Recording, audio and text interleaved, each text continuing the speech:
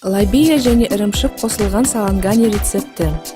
Әзірлеу үшін бізге қажет: салангани қаптамасы 18 дана өнім, 400 грамм сиыр етінің фаршы, 150 грамм ертілген ірімшік, 1 дана консервіленген лобия, 100 мл өсімдік майы,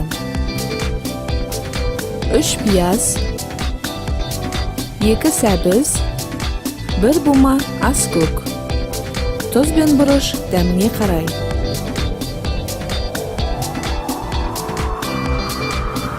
Салманы әзірлеу үшін бізге қажет: фаршқа 100 грамм ұсақтап туралған пияз, лобия,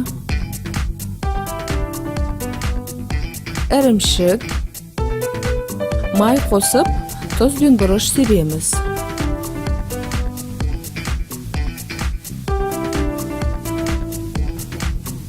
Сонан соң барлығын мұқият араластырамыз.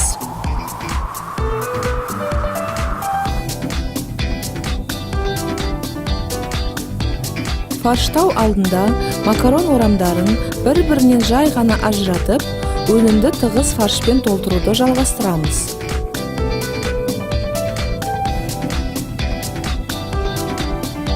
Орамды ажырата беріңіз. Нәтижесінде тығыз толтырылған салма өнімнің биіктігін ұлғайтып, ұстап тұрады.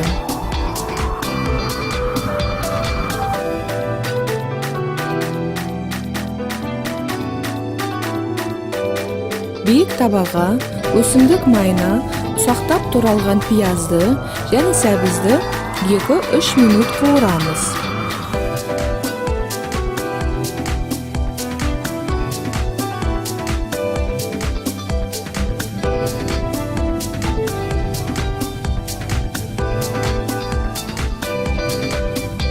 Барлығын мұқият араластырамыз. Әрі қарай дайын тұздыққа саланганиді тігінен бір-бірінен тығыздап орналастырамыз. Абайлап, жоғарғы деңгейіне дейін ыстық су құямыз. Тұз себеміз. Қайнаған уақыттан бастап 15 минут бәсең отта қақпағын жауып қайнатамыз.